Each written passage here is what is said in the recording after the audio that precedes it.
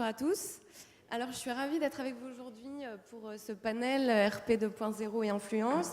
On va parler d'e-réputation. Le sujet a été un petit peu... Le micro bien près de la... introduit tout à l'heure.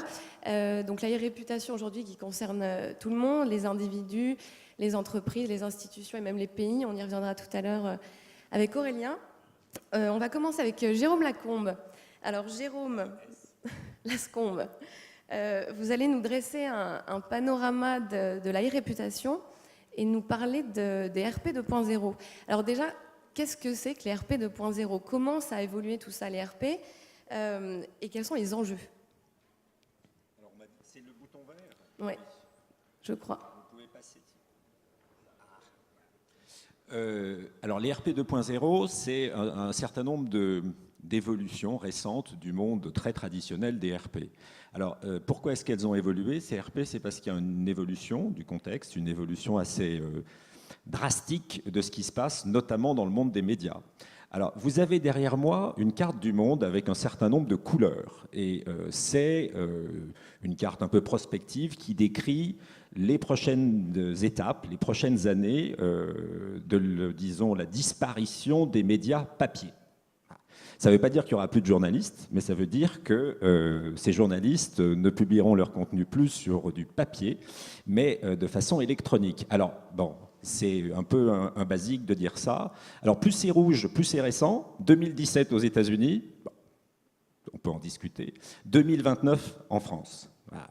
Alors, dans ces enjeux, finalement, la question à se poser, c'est comment aujourd'hui on accède, le consommateur, le public accède à des contenus, que ce soit de l'information, que ce soit du divertissement. Comment aujourd'hui les gens accèdent à des contenus ? Sur le net, ils accèdent aux contenus de deux manières. La première recommandation, c'est le PageRank de Google. On sait qu'en France, quand on cherche de l'information, quand on cherche quelque chose sur le net, eh ben, très souvent, dans la majorité des cas, on passe par le PageRank de Google. Et puis, il y a une deuxième manière de naviguer aujourd'hui sur Internet et d'aller chercher des contenus, c'est la recommandation des amis ou la recommandation des connexions sur LinkedIn, etc. etc. Et ce qui veut dire qu'aujourd'hui, quand on fait des RP, ben, on fait deux choses. La première chose, on essaye de donner un accès à ces contenus via Google sur le web, donc de produire des contenus qui sont des contenus, comme on dit en anglais, Google friendly, c'est-à-dire des contenus qui sont efficaces et bien référencés. Et on essaye aussi d'intervenir, de produire des conversations pour être visible, pour être présent sur les réseaux sociaux. Ce qui fait qu'aujourd'hui, les RP digital, c'est quoi ? C'est deux choses, avec une sorte d'interaction très ténue, très imbriquée avec ce qu'on appelle le SEO, donc le référencement naturel. Aujourd'hui, les RP produisent beaucoup de contenu visible et accessible grâce aux moteurs de recherche, d'où cette intégration de ces métiers. Alors aujourd'hui, les marques, elles ne peuvent plus négliger leur e-réputation, elles ne peuvent plus négliger tout ça. Comment elles doivent s'y prendre exactement pour s'organiser ? Et est-ce qu'il y a encore justement certaines marques qui sont fragiles vis-à-vis de tout ça ? Plus il y a de contenu sur les marques et plus il y a des contenus, disons, dispersés, c'est-à-dire des gens qui parlent des marques sans que les marques finalement aient un contrôle, une maîtrise de ces contenus, plus ces marques sont exposées. Donc plus elles sont fragiles, plus leur réputation est fragile sur Internet. Alors, il y a un sujet qui est un sujet sur lequel on réfléchit beaucoup, c'est l'étanchéité des marques. Est-ce que votre marque prend l'eau ou pas ? Au XXe siècle, les marques, elles étaient quand même assez stables. L'archétype de la communication d'une marque au XXe siècle, c'était le spot de 30 secondes avant le JT de 20h ou juste après.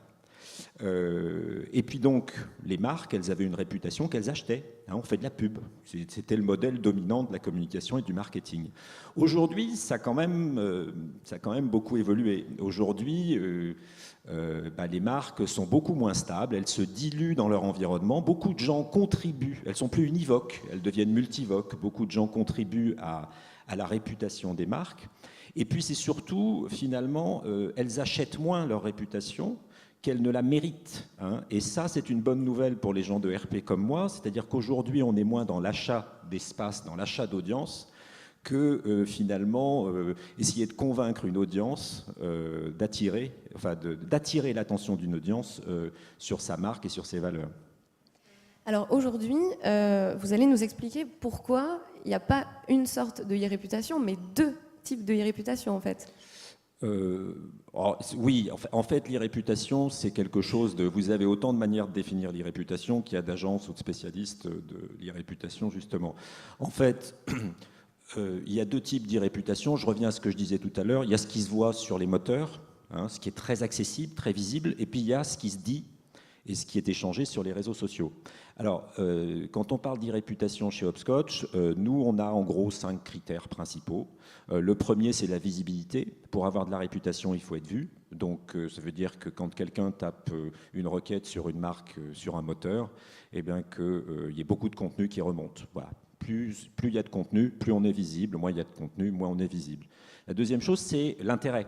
Combien il y a d'internautes qui requêtent, qui posent des questions, qui cherchent de l'information sur vous? Ça, c'est aussi un élément important de l'e-réputation, c'est l'intérêt des internautes à un moment donné.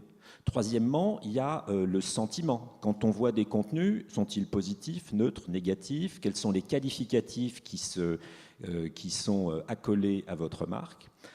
Quatrième élément, le contrôle, la maîtrise. Vous savez tous que les internautes en France, quand ils cherchent de l'information sur votre marque, ils vont regarder les 2, 3, 5, 10 premiers liens qui vont être suggérés par les moteurs. Ils vont rarement sur la deuxième ou sur la troisième page. Donc, ce qui est important, c'est de maîtriser ces premiers liens. Donc, un autre élément clé de l'e-réputation d'une marque, c'est sa maîtrise de ces premiers liens. Il vaut mieux avoir un site corporate et, que dis-je, pour une personne, par exemple, un lien vers son profil LinkedIn, que des gens qui s'expriment sur un forum et qui disent du mal de vous. Voilà. Et puis l'autre point qui est clé, c'est la recommandation, c'est-à-dire ce que j'évoquais tout à l'heure sur les réseaux sociaux. Et là, vous avez d'autres manières d'évaluer ça, hein, de le définir. En fait, il y a 4 grands critères. Il y a la puissance. Combien vous avez de suiveurs sur votre compte Twitter? Combien vous avez de fans sur votre page fan? Voilà, la puissance. Vous avez la vivacité, c'est-à-dire combien vous publiez, en gros, de contenu. Hein, combien de posts, combien de tweets, etc., etc. Vous avez l'engagement, c'est-à-dire comment vous communiquez finalement comment vous conversez avec vos publics, avec les gens qui sont sur votre page fan, qui vous suivent sur Twitter. Et puis il y a l'influence. L'influence, c'est essentiellement vos contenus. Est-ce qu'ils sont retweetés, par exemple? Est-ce qu'ils sont likés? Voilà. Et puis autour de tout ça, il y a la dispersion, c'est-à-dire au-delà de votre présence à vous, votre présence officielle, que disent les gens de vous quand ils parlent de votre marque en dehors de vos espaces. Et ça, c'est un point important parce que c'est là que réside le principal risque en termes de réputation.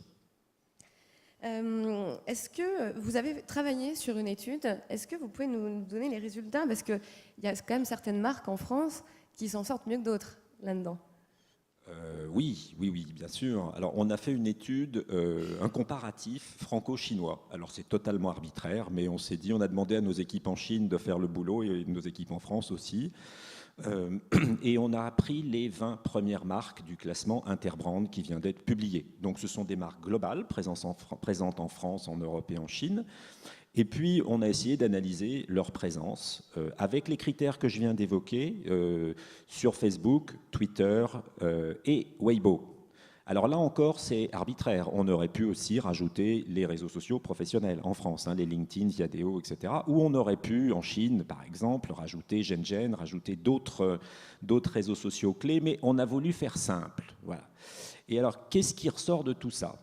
Il ressort aujourd'hui en France que sur Facebook, pratiquement toutes les marques sont présentes. Vous en avez 14 sur les 20 premières qui sont présentes, très présentes, avec des publications de contenu très fréquentes. Vous avez 2 types de présence. Il y a la page fan France, en français, et il y a les contenus français sur des pages globales, hein, mais les Français y accèdent de façon, si j'ose dire, géolocalisée. La page vous reconnaît et vous accédez au contenu français de la page Coca-Cola, de la page Louis Vuitton. Louis Vuitton a une page globale, pas une page locale. Voilà. Donc il y a essentiellement du local, un peu de global, et ceux qui sont les plus actifs ou qui ont le meilleur rating sont plutôt des marques grand public, clairement. Hein, c'est elles qui ont le plus de clients et de consommateurs, plutôt que des marques B2B. Alors sur Twitter, là pour le coup, ça gazouille beaucoup moins. Hein, sur Twitter, sur les 20, il y en a 9 qui ont un compte actif. 9, c'est pas beaucoup, c'est moins de la moitié. Vous en avez d'autres qui ont un compte, mais qui est plutôt là en embuscade, comme on dit, c'est-à-dire je suis présent, mais je produis pas beaucoup de contenu ou pas du tout, mais je commence à avoir des suiveurs. Ça, c'est des marques très grand public, par exemple. Et puis, il y a des marques qui sont présentes parce qu'elles ont peur de se faire piquer leur identité. Donc, elles évitent l'usurpation en postant, en créant un compte, sans l'animer. Et puis, vous avez des marques, par exemple, comme Amazon, qui ont un compte français, mais qui est très peu actif. Voilà. Ça, c'est quand on fait le tour rapidement. Et puis, Weibo. Alors là, sur Weibo, c'est beaucoup plus simple. Tout le monde y est. Tout le monde y est. Vous savez, je ne vais pas vous expliquer ce que c'est. Il y a suffisamment d'articles aujourd'hui dans les médias français sur Weibo, mais vous avez plus de 300 millions de personnes actives sur ce réseau social, donc, et dans un seul pays, bien sûr. Donc, c'est pour les marques qui veulent s'implanter en Chine et avoir une visibilité auprès de consommateurs chinois, ça devient un must. Hein. Mais c'est tout neuf, Weibo. Ça fait pas très longtemps. Donc, les marques sont présentes depuis pas très longtemps sur ce réseau social. Si on essaye de rentrer un peu dans les classements, je ne vais pas vous asséner trop de chiffres, mais grosso modo, vous avez ici les marques les plus actives, les plus puissantes, avec le meilleur engagement sur Facebook en France. Voilà, Samsung, BM, McDonald's. Sur Twitter, vous avez aussi toute une série de marques qui sont très présentes et avec des comptes très actifs et un engagement important. On retrouve Nokia, vous avez également Microsoft qui est très bien situé, vous avez HP, c'est surtout des marques techno finalement, hein, HP, Microsoft, IBM. Et sur les comptes Twitter globaux, Coca, McDo sont vraiment devant, donc des marques de grande consommation. Et puis si on va sur Weibo, là c'est l'automobile qui prédomine. Les Chinois adorent ça visiblement, donc c'est les marques automobiles. Il y a Toyota numéro 1, puis vous retrouvez BM, IBM et encore Nokia qui est présent. Et si on avait à faire un classement général, je pense que Nokia serait la marque qui serait la plus active, en tout cas la mieux notée compte tenu de notre méthodo sur les réseaux sociaux en France et en Chine. Juste pour finir, il y a une marque qui est vraiment très atypique, alors ça va sans dire, mais c'est la marque qui excelle dans les relations publiques et dans tout ce qui est bouche à oreille et notamment viralité sur le net, c'est la marque Apple. Pas de compte officiel, en tout cas on n'en a pas trouvé. Sur Twitter, pas de page fan officielle, mais un bruit assourdissant. Ce sont les fans qui parlent de la marque Apple et qui en parlent de façon très puissante sur les réseaux sociaux, que ce soit sur Facebook avec les fanboys, que ce soit sur Twitter. Ces comptes ne sont pas des comptes officiels, mais les contenus sont en énorme majorité des contenus positifs. Mais à tel point en plus que même en cas donc on ne peut pas parler de bad buzz vraiment, mais même en cas de commentaires négatifs, Apple n'a même pas besoin en fait de se défendre toute seule, puisque les fans d'Apple le font à sa place finalement. Oui, c'est une marque qui est portée par ses clients, qui est portée par des fans au sens large du terme. Et donc, quand il y a des contenus négatifs qu'on retrouve sur le net, très souvent, pas toujours, hein, mais très souvent, la réponse est apportée par des fans. Il y avait l'affaire de l'autonomie des POM 5, hein, des Apple 5 qui arrivent. Vous avez vu des contenus, enfin vous les avez peut-être pas vus, mais beaucoup d'utilisateurs qui venaient d'acheter leur Apple 5 ont dit mais c'est absolument faux, il a une autonomie formidable, etc. Et c'est d'autant plus crédible que c'est pas Apple qui parle. Hein. Donc on est vraiment dans une logique de fans, d'alliés qui défendent la marque quand elle est un peu égratignée sur Internet. Alors on va voir justement comment ça se passe chez Thales par la voix d'Emmanuel Bloch. Là, en l'occurrence, on va parler de branding B2B. Donc, Emmanuel, je vous laisse introduire le sujet et puis on en reparle juste après. D'accord, merci, bonjour. Le B2B branding, pendant longtemps, ça a été un monde un peu formidable puisqu'il y avait des médias professionnels, alors c'était nos amis, Il y avait des associations professionnelles, c'était aussi nos amis, puis il y avait des salons professionnels et on faisait la fête entre amis et tout allait bien. Et puis ça a un peu changé ces derniers temps avec l'apparition du Web 2.0 où voilà, l'effet du Web 2.0, en tout cas sur le B2B branding et en particulier dans le secteur de la défense. Alors la première réaction, ça a été simple, ça a été ça. Ça a été un peu la ligne Maginot. C'est-à-dire que de toute façon, nous, on s'en fichait un peu parce que de toute façon, on était dans le B2B déjà. Alors les pauvres B2C, voilà ce qui leur arrive, mais nous, en tout cas, on est tranquille. Et puis de plus, c'est pas demain la veille qu'un général va acheter un tank sur eBay ou sur le Bon Coin, donc on est tranquille. Et puis ça s'est révélé pas tout à fait vrai parce que quand on regarde une enquête qui est très récente, qui a été faite dans le courant de l'année, on nous a dit il est temps d'y aller et il faut y aller vraiment maintenant et rapidement parce que d'abord 62% de nos clients, je parle des clients, c'est une enquête qui a été faite auprès des clients du secteur de la défense, c'est pas en général, pensent qu'on doit y aller et que ça devient vital parce que ça renforce l'image de marque, bon ça c'est assez évident.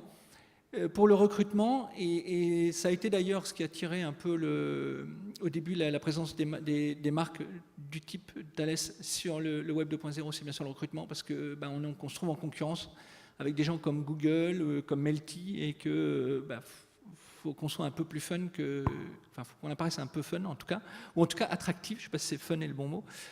Et puis parce que on s'est dit tiens c'est un bon moyen aussi de renforcer l'expertise. Alors, il y a quand même 5% des personnes interrogées, je l'ai mis parce que c'est amusant, qui pensent que ça ne sert à rien. Donc, on peut, par l'inverse, 95% disent que mieux vaut y être. Et en fait, on est rentré dans ce que moi j'appelle un peu l'ère de la communication asymétrique. Alors, la communication asymétrique, c'est quoi? En fait, c'est un parallèle avec la guerre asymétrique. Alors, je suis désolé, je suis dans le milieu de la défense, mais la guerre asymétrique, c'est l'Irak, c'est l'Afghanistan. C'est-à-dire, en fait, on est dans un monde de communication où on n'identifie pas forcément sur le Web 2.0 qui parle tout le temps. On voit apparaître des crises ou des sujets sensibles soudainement et on ne les a pas prévus, ils n'étaient pas dans le spot radar. De même que les soldats en Afghanistan se font attaquer brutalement sans avoir du tout perçu éventuellement une montée du risque. C'est aussi parce que ça va très vite et on est face à des gens qui vont très vite et qui maîtrisent mieux les technologies que nous sur des sujets sensibles. Et puis, c'est aussi parce que les règles ne sont pas les mêmes. C'est-à-dire qu'on a été dans un milieu très régulé de la communication, où il y avait plein d'associations, un droit de la communication très précis, et on se trouve sur les réseaux sociaux face à des gens qui ne respectent pas forcément, ne serait-ce que le droit de la propriété intellectuelle, par exemple, avec le détournement de films, etc. Donc bref, on est dans un nouveau milieu.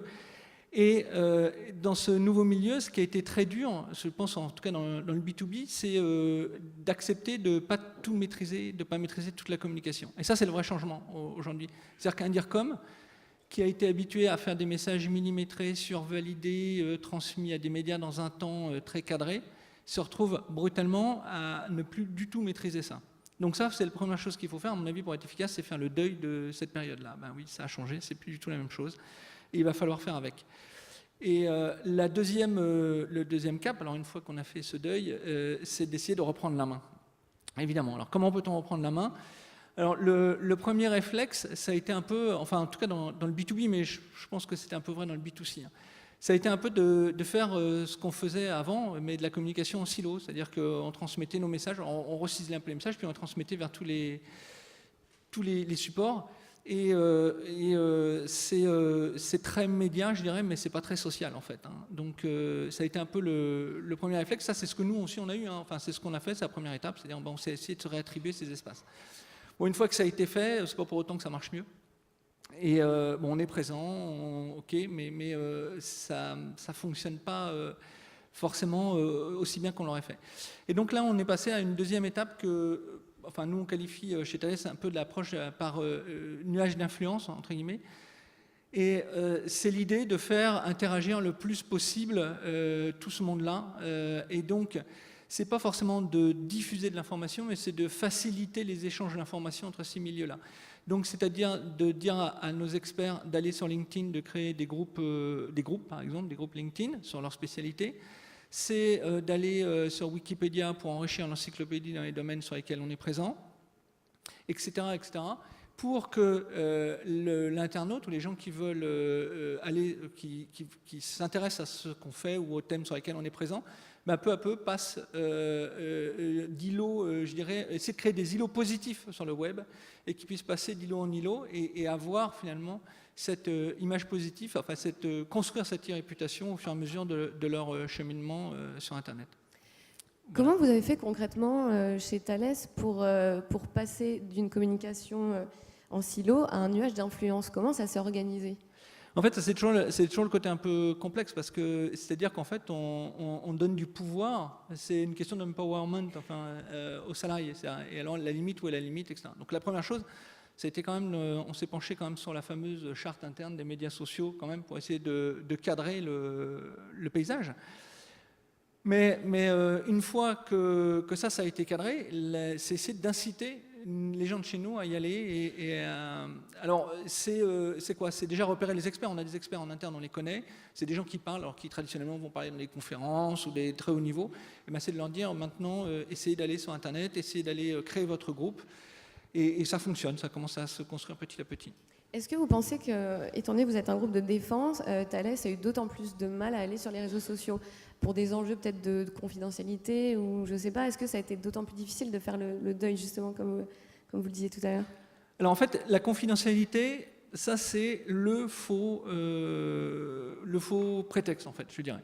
Parce que Thales, bien sûr, on est dans un domaine sensible, mais en termes de confidentialité d'information, alors bien sûr, il y a tout ce qui est lié au secret défense, mais ça, quoi qu'il arrive, de toute façon, on n'en parlera pas. Mais pas plus qu'une banque. Mais pas plus qu'une banque, pas plus qu'un fabricant, pas plus qu'une entreprise agroalimentaire qui veut lancer un nouveau produit. C'est peut-être, il y a des enjeux de confidentialité qui sont peut-être plus importants à ce moment-là. Après, l'autre frein, bien sûr, c'est le côté sensible de ce qu'on fait. C'est-à-dire qu'on est dans le domaine de la défense, on n'est pas dans des choses forcément très sympathiques au premier abord. Oui, mais je dirais oui et non en fait. Alors l'avantage qu'on a, nous, c'est que comme on est dans un domaine qui est de par nature quand même assez spécifique, on est moins chahuté en fait, paradoxalement, que des marques qui, elles, sont dans des environnements glamour, parce qu'une marque qui est dans un environnement glamour, on ne lui pardonnera rien qui ne sera pas dans son image de marque. Or, nous, comme on a une image plus industrielle, plus défense, moins sexy, par contre, on nous passera peut-être plus de choses. En tout cas, on est moins sensible quand même. Et quels sont les bénéfices justement d'un branding B2B bien mené? Est-ce que vous avez déjà pu mesurer l'impact?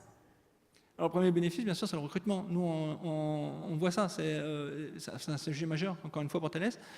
Là, récemment, on a été classé troisième dans un classement des entreprises les plus attractives en France.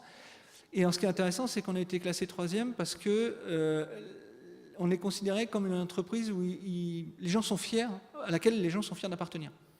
Et ça, c'est très intéressant pour nous. Alors, c'est quoi? C'est à la fois, ça attire des gens, parce que ça attire les jeunes diplômés, et ça veut dire que cette politique aussi vient, ce qu'on a pu mettre en place sur le Web 2.0, quelque part, ça participe à l'e-réputation et ça a dû participer quand même de façon positive à la réputation de l'entreprise. Merci Emmanuel. On va continuer toujours dans la réputation bien sûr, mais là on va parler des pays parce que ça concerne évidemment les pays aussi. On va parler de tourisme et de country branding. Donc le country branding, si j'ai bien compris, c'est en fait un pays ou une ville qui se met en scène d'une certaine façon pour être comme une marque. Est-ce que vous pouvez nous parler du cas de la France? Parce qu'on est quand même assez fort en tourisme, mais est-ce que sur Internet, ça se ressent? Est-ce qu'on est bon aussi là-dedans? Bonjour. Oui, alors on est très très fort en tourisme puisqu'on est la première destination mondiale. Alors il faut tempérer un petit peu parce qu'on est première destination mondiale en nombre de touristes qui viennent en France parce que la France, et vous le partagez tous, c'est le plus beau pays du monde. Pas besoin d'en faire la démonstration. Par contre, on est les troisièmes en recettes, derrière les Espagnols et les Américains. Ce qui prouve qu'il y a déjà un petit problème entre le secteur du tourisme et ces touristes, notamment internationaux. Sur le country branding, moi je pense que maintenant c'est une norme pour tous les pays, notamment évidemment sur le tourisme. On a eu une malheureuse expérience, on parlait de e-réputation, il y a quelques années maintenant avec France.fr, qui a mobilisé pas mal d'argent public pour faire quelque chose qui, à sa sortie, est tombé à la 30 millième connexion, pour ressortir que 6 mois après. TechCrunch en avait fait ses gorges chaudes aux États-Unis à l'époque. Donc en termes de réputation, on partait déjà mal. Donc ce qui a été fait et réalisé, on travaille dessus depuis 2 ans et demi avec nos équipes à Atout France, c'est d'essayer, c'est un espèce de grand mix de tout ce qu'on a entendu depuis 1 journée et demie ici, c'est-à-dire autour d'une marque, d'avoir une politique de contenu. La problématique d'un pays comme la France, c'est que son attractivité touristique n'est pas à démontrer évidemment. Sa diversité touristique est certainement une des plus importantes avec celle des États-Unis, puisqu'on a tout en France. Et l'organisation administrative française, que vous connaissez aussi bien, le fameux millefeuille administratif, fait que la seule compétence qui est partagée par l'ensemble des collectivités et l'État, donc les départements, les régions, les villes, les agglomérations et l'État, est la compétence tourisme. Ce qui fait qu'il y a un foisonnement énorme de contenu sur Internet produit par un foisonnement énorme d'acteurs qui ont leurs compétences et c'est normal qu'ils y travaillent, mais ce qui est une grosse gageure à organiser parce que c'est beaucoup d'argent qui est dilapidé, beaucoup de personnes qui travaillent bien, qui connaissent leur territoire. On parle de community management, il n'y a pas plus efficace pour une marque de territoire d'avoir le community manager qui habite dans la ville, par exemple, pour faire sa réputation, justement.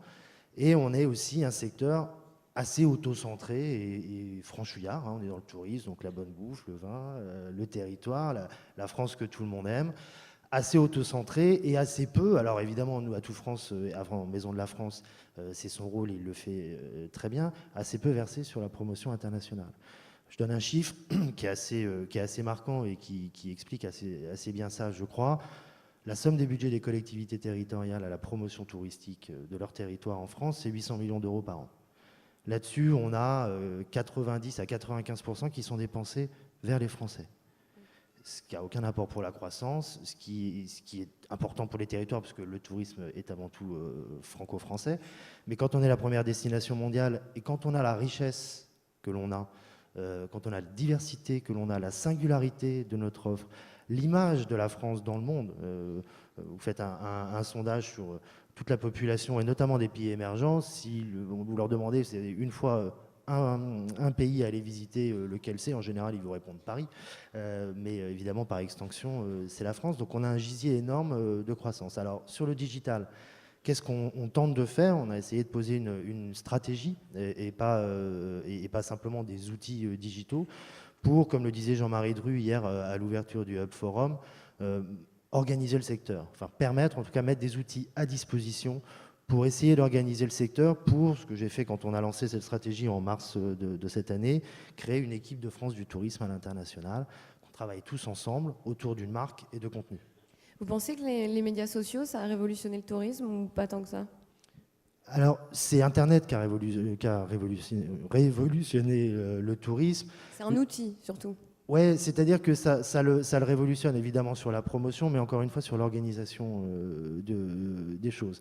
Ça l'a révolutionné déjà dans la distribution. 40% du e-commerce en France, c'est dans le travel. Alors évidemment, c'est beaucoup de billets de train avec nos amis de Voyage SNCF, c'est des avions, mais c'est aussi des voyages, de la location de meublés ou hôtelière, peu importe. C'est plus de 60% dans le monde. Donc c'est vraiment le secteur par excellence qui a profité et qui bénéficie d'Internet, au moins dans la distribution.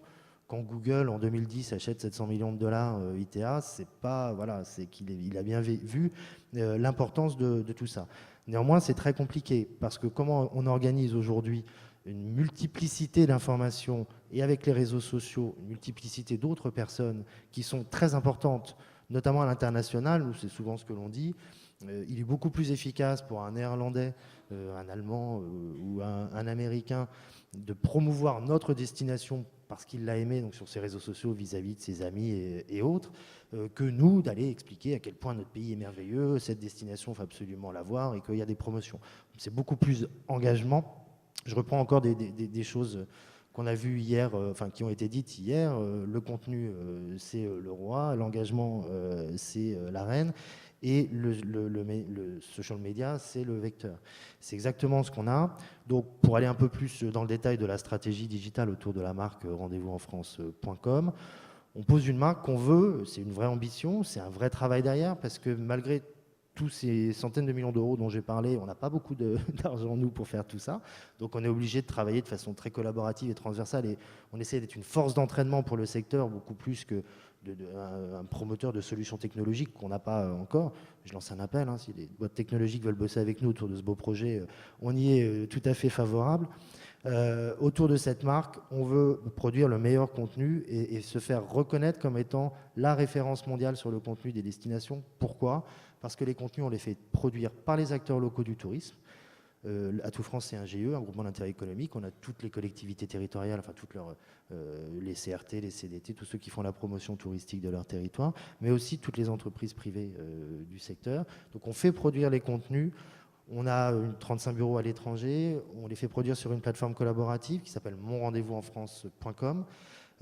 Pour l'appropriation de la plateforme collaborative, parce que c'est travailler de façon collaborative et transversale dans ce métier est vraiment une innovation, une nouveauté. Ça plaît, ça marche et c'est très bien, mais il faut beaucoup en parler. Donc l'idée, c'est vraiment de structurer tout ce contenu derrière une marque. Derrière une marque. Et ce qu'on essaie d'apporter comme valeur ajoutée avec nos bureaux et nos spécialistes qui depuis 20 ans tournent dans le monde entier pour faire la promotion de la France, qui connaissent évidemment et très bien l'offre française, l'offre des destinations françaises, mais aussi et surtout ce qui nous intéresse là, la demande. On ne consomme pas la France de la même manière ou un territoire français de la même manière quand on est américain, anglais, chinois ou belge. Puisqu'il y a une histoire avec certaines de nos destinations qui sont différentes. Et donc d'un même contenu créé en français par un acteur local qui met son marketing dedans, qui met ce qu'il veut ce mois-ci, cette année-là, promouvoir dans son territoire, on l'adapte au multiculturalisme mondial. On le traduit, la problématique de traduction en France, et c'est pas que dans le tourisme, c'est dans beaucoup d'autres secteurs, est un vrai sujet. On ne peut pas aller faire de la promotion en parlant mal sur les réseaux sociaux, un site internet ou ailleurs, en parlant mal la langue du pays. Donc la qualité de la traduction et de l'adaptation est très importante. Je pense souvent à un même exemple, la Normandie, qui m'est assez chère. Pour un Américain ou un Canadien, vous allez insister sur les plages du débarquement à Camp-la-Paix et autres. Pour un Anglais, la Normandie, c'est une extension de la Grande-Bretagne. Donc vous allez lui vendre autre chose. C'est un peu différent. Voilà comment on essaye de faire. On a créé aussi, ce qui est très important dans cette stratégie, donc, qui est basée sur 4 outils, un site internet de marque, rendez-vous-en-france.com, une plateforme collaborative, notamment pour échanger ce contenu, mais aussi pour travailler à des projets collaboratifs et transversaux entre les acteurs du tourisme français. Un métamoteur de suggestion qui a été développé par les équipes de voyagesncf.com, VSCT, en partenariat avec la Caisse des dépôts et Atout France. On a créé une boîte qui s'appelle Exatourisme et qui est un moteur de suggestion il y a eu le président de l'UMI s'en est fait l'écho assez bruyamment il n'y a pas longtemps, une espèce de fronde des hôteliers français qui se sentent un peu prisonniers par les grandes centrales de réservation américaines, les Booking, Expedia et autres, qui prennent des taux de commission assez importants, mais d'un autre côté qui remplissent leurs hôtels. Donc c'est un peu le syndrome de Stockholm pour l'hôtellerie française. Il n'empêche qu'il y a une vraie nécessité, moi je le crois, et on est évidemment nombreux à le croire, à se dire, comme on le disait à une table ronde juste avant la personne de French Web, on est des pionniers dans le digital, on est des pionniers dans le tourisme aussi, on a un produit merveilleux, on a des ingénieurs, on a des jeunes, on a plein de personnes qui pourraient travailler sur ces produits-là. On n'est pas obligé de baisser les bras par rapport aux attaques, pas aux attaques, mais à ce qui est fait aujourd'hui dans la distribution. Et donc dans ce moteur, qu'est-ce qu'on essaye de faire ? On essaye de contextualiser des offres d'hébergement, par exemple, par du contenu premium, des contenus de destination, pour permettre aux internautes, puisque c'est l'objet de rendez-vous-en-france.com, d'être la porte d'entrée à valeur ajoutée du tourisme français sur le digital dans le monde entier, pour pouvoir permettre de contextualiser des offres et pas simplement quand on demande un hôtel en Normandie d'avoir la liste des hôtels comme on peut avoir sur hotel.com ou autre. Donc voilà, on essaye de faire tout ça. C'est tout un secteur qu'il faut emmener dans ce projet. C'est très enthousiasmant parce que c'est beaucoup d'acteurs, donc c'est pas forcément toujours simple. Mais on a vraiment là, pour moi, je crois, ça fait 2 ans et demi que je suis dans cette agence pour faire ça. Et je crois qu'on a vraiment là une vraie pépite de la croissance future française. Le tourisme, même si en général, nos dirigeants politiques est toujours vu comme la dernière roue du carrosse, c'est 7,1% du PIB.